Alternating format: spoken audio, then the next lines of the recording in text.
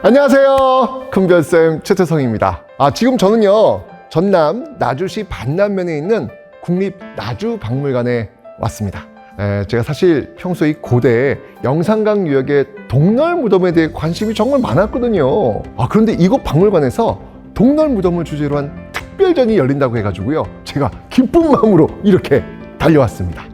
이곳 국립나주박물관은요 영산강 유역의 대표적인 동널무덤으로 알려진 전라남도 나주시 반남 고분군에 위치하고 있습니다. 영산강, 어떤 강입니까? 전라남도 담양에서 시작해서 광주, 나주, 한평, 무안 등을 거쳐 목포 앞바다에 이르는 긴 강이죠. 전라남도 지역의 젖줄이라 할 수 있는 그런 강이죠. 이 강 주변은요 넓은 평야가 펼쳐져 있습니다. 풍요로워요, 본 것만으로도. 그런데 이 강과 평야에 솟아있는 무덤들, 너무 인상적인 그런 모습을 갖고 있습니다. 이 무덤들을 겉으로 보면요 신라나 가야의 무덤과 크게 다르지 않아 보여요. 그런데 이 무덤을 만드는 방식에는요 아주 독특한 차이가 있습니다. 이 무덤들이 다른 지역 무덤과 어떻게 다른지, 왜 이런 차이가 생겼는지 궁금하셔야 됩니다. 자, 이번 전시에서 그 비밀을 저와 한번 살펴보도록 하겠습니다. 동널무덤, 생소한 단어죠. 동널은요 한자어로 옹관이라고 하는데요, 쉽게 말하면요 항아리 모양의 토기관을 일컫는 우리말입니다. 즉 동널무덤은요 옹관무덤 또는 옹관고분을 말합니다. 동널은 언제부터 쓰였을까요? 토기가 만들어지기 시작한 신석기 시대부터 사용되었다고 하니까 역사가 아주 오래된 무덤 양식이라고 할 수 있겠습니다. 우리나라에서는요 삼국시대까지도 동널무덤을 만들었습니다. 그런데요 흥미로운 점이 있어요. 이 신라와 가야 지역에서는요 동널을 부장품을 넣는 등 이런 부수적인 시설로 활용을 했는데, 이곳 고대 만의 영향권에 있었던 영산강 유역에서는요 동널이 주요한 매장 시설로 쓰였다는 겁니다. 이게 가장 큰 차이점이에요. 특히 동널 하나의 크기가요 무려 2m에 이를 정도로 어마어마하게 크게 만들었죠. 그러니까 그게 들어갈 공간, 즉 무덤 자체도 당연히 크고 웅장했겠죠. 무덤 하나의 크기가 가로 세로 30에서 한 40m, 높이는 한 4에서 7m에 이를 정도니까요 엄청 큰 겁니다. 그만큼 이 동널무덤은요 이 지역 사람들에게 굉장히 큰 의미와 가치를 지닌 매장 방식이었다 라고 할 수 있겠습니다.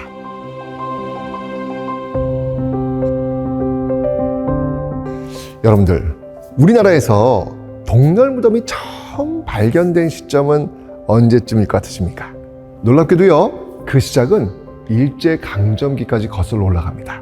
당시 일본은요 우리나라 전역의 그 문화유산을 조사하면서 이곳 전남 나주, 바로 반남 고분군에도 관심을 갖습니다. 그래서 1917년부터 이 일대 조사가 본격적으로 시작되거든요. 당시만 해도요 무려 고분 12기, 12기가 발굴이 됩니다. 이때 동널이 세상에 처음으로 알려지게 된 것이죠. 그때부터 지금까지 정말 많은 조사가 이루어졌는데요, 지금까지 확인된 동널무덤의 수만 해도 100곳이 넘습니다. 어디에 이렇게 많냐고요? 바로 영산강 유역 전역입니다. 이 무덤들이 우리에게 알려주는 게 뭘까요? 바로 이 지역이 동널의 나라였다는 사실입니다. 말 그대로 이 지역 전체가 동널이라는 문화로 하나로 연결되어 있었다는 것이죠. 이게 참 의미 있는 겁니다.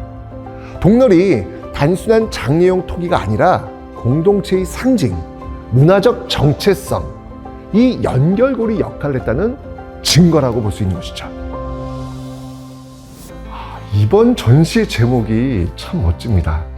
바로 흙으로 만든 널, 고요한 위엄. 흙으로 만든 널, 이건 이제 여러분도 아시죠? 바로 동널을 말하는 겁니다. 토기로 만든 관, 그 자체로도 특별한데 거기에 담긴 의미는요 훨씬 더 깊습니다. 그리고 고요한 위엄, 저는 이 표현이 정말 너무 멋있습니다. 화려하게 드러나진 않지만 그 안에 담긴 고요하고도 숭고한 정신, 바로 그걸 표현한 말이죠. 여러분, 이번 전시에서 가장 먼저 주목해야 될 건요, 바로 동널. 동널을 어떻게 만들었느냐라는 것이죠. 자, 동널 하나를 만드는 데 들어가는 흙의 양 얼마인지 아세요? 무려 300kg. 와. 그리고 불의 온도는 1100도. 1100도, 100도 아니고 1100도. 어마어마하죠? 자, 그럼 이걸 완성하는 데 걸리는 시간은 얼마쯤 될까요? 무려 90일. 와, 3달 가까운 시간이 걸려요. 그런데 이게 끝이 아니에요. 가마에서 구울 때 조금이라도 조건이 안 맞으면 어떻게 될까요? 그 큰 동널 그냥 터지는 거예요. 이걸 보면 어떤 생각이 드시나요? 네, 정성이 아니면 불가능한 일입니다. 동널 하나에, 무덤 하나에 한 공동체의 시간과 손길, 마음이 모두 담겨 있었던 것이죠.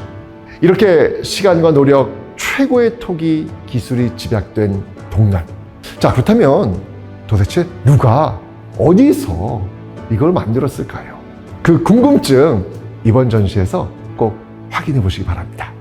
자, 두 번째 포인트 주목하세요. 무덤의 구조와 무덤을 만드는 방식입니다. 여러분, 신라나 가야의 무덤은 어떻게 만들어졌는지 기억나세요? 보통은 지상이나 반지하에 매장 시설을 먼저 만들고 그 위에 흙을 덮어서 봉분을 쌓는 방식입니다. 그런데 동널 무덤은요, 완전히 반대입니다. 어떻게 하냐고요? 먼저 지상의 봉분부터 높이 쌓아요. 그 다음에 그 위 무덤의 정상부에 동널을 묻는 방식. 신기하죠?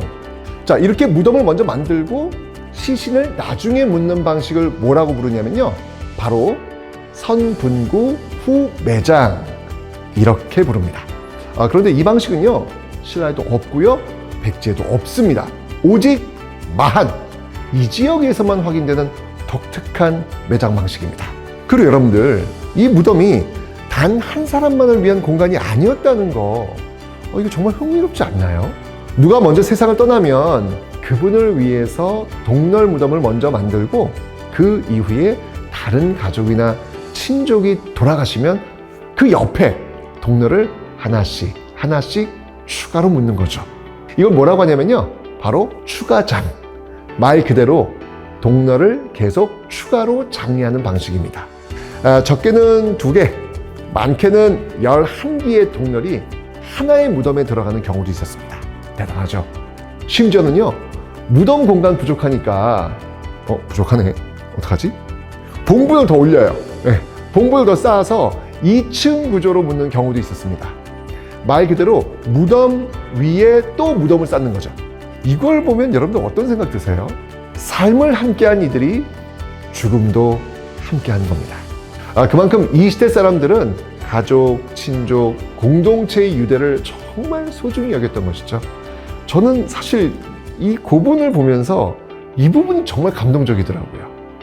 여러분, 지금까지 말씀드린 이런 무덤의 모습들, 사실은요, 삼국시대보다 더 앞선 시기 고대 마한사회의 무덤에서 먼저 나타나고 있는 특징입니다. 그런데 놀라운 건요, 삼국시대에 들어와서도 이 지역 사람들은 그 전통을 그대로 잊고 있었다는 점이죠. 그냥 이어받기만 한 거 아니고요, 마한의 무덤 양식을 바탕으로 해서 자기들만의 방식으로 더 독특하게, 더 정교하게 발전시킨 겁니다. 이걸 보면 이 지역 사람들이 얼마나 자기 문화를 소중히 여기고 또 스스로 계승하고 발전시켜 나가려는 의지가 있었는지를 확실히 느낄 수 있습니다. 여러분들, 또 하나의 흥미로운 특징이 있습니다.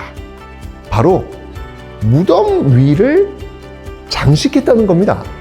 무덤 위를 장식했다. 이 말 좀 생소하죠? 반남 지역에 살던 옛사람들은요, 무덤 꼭대기, 그 봉분 위에 원통 모양의 토기를 쭉 둘러놓은 거예요. 이게 단순한 장식이 아니고요, 죽은 이를 기리고 그 무덤을 신성한 공간으로 만드는 장송의례의 한 과정이었던 것이죠. 더 재밌는 건요, 이런 토기 문화가 일본 고대의 한이와와도 닮아있다는 점입니다.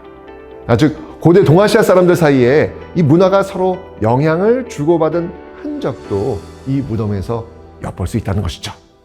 세 번째 포인트, 동널만의 매장 풍습을 살펴볼 수 있다는 점입니다. 우리가 흔히 무덤은 죽은 사람의 공간이라고 생각을 하잖아요. 근데요, 동널은요, 그게 전부가 아니에요. 죽은 이의 새로운 삶을 기원하는 공간, 바로 내세를 준비하는 특별한 공간이기도 합니다. 그래서 당시 사람들은 동널 그 표면에 붉은 칠, 주칠을 하거나 구멍을 뚫는 의뢰 행위를 했습니다. 그리고 그 안에는 무기나 장신구, 공헌용 토기 같은 부장품을 함께 넣었죠. 단순한 물건 아니고요, 죽은 이가 다음 세상에서 잘 살길 바라는 마음이 담겨 있는 겁니다. 무덤이 다 만들어지고 나면 어떻게 했을까요? 묘전제라고 해가지고 무덤 앞에서 마지막 제사를 지내거든요. 이때 제사에 사용된 이 토기들을 무덤 주변 도랑에 일부러 깨뜨려가지고 버려요. 왜 그랬을까요? 이 공간을 신성하게 만들고 제사의 마무리를 알리는 행위였던 겁니다. 그리고 이렇게 장송 의례가 끝나면 죽은 이는 조상신으로 기억되고 남은 사람들은 이별을 정리하고 다시 일상으로 돌아가는 것이죠. 그리고요, 여러분 꼭 기억하셔야 할 사실이 하나 있습니다. 바로 동널에서 금동관이 나왔다는 점입니다. 이거 엄청 놀라운 사실이거든요. 지금까지 금동관이 출토된 동널 무덤은요, 단 하나, 바로 나주 신촌리 9호 무덤에서만 나왔습니다. 아직까지도 유일무이한 사례입니다. 금동관, 이 금동관은요, 단순한 장신구 아니죠. 당시 권력자의 상징, 즉 지배자의 존재를 보여주는 겁니다. 그만큼 이 무덤의 주인공은요, 반남 지역을 중심으로 큰 권력을 행사했던 인물일 가능성 크죠. 이 금동관은요, 지금 전시장 안 상설 전시실에 마련된 특별한 방에 따로 전시되어 있습니다. 전시 보실 때요, 꼭 들러서 그 위엄과 아름다움 직접 확인해 보시기 바랍니다. 우리는 흔히 역사를 글로만 남는다고 생각합니다. 하지만 동널 무덤을 들여다보면 그 시대 사람들의 삶과 마음이 생생하게 전해져 옵니다. 무덤을 만드는 정성, 정교한 무덤 조성 기술, 가족을 향한 따뜻한 마음, 그리고 죽음을 신성하게 대하는 태도까지요. 이 모든 것이 동널 무덤 안에 고스란히 담겨 있죠. 바로 고대 영산강 유역 사람들의 정체성과 가치관이 오롯이 남아있는 소중한 문화유산입니다. 전시 제목처럼 고요한 위엄을 간직한 동널 무덤. 이는 우리가 반드시 기억해야 할 소중한 역사입니다. 이상 오연숙이었습니다. 감사합니다.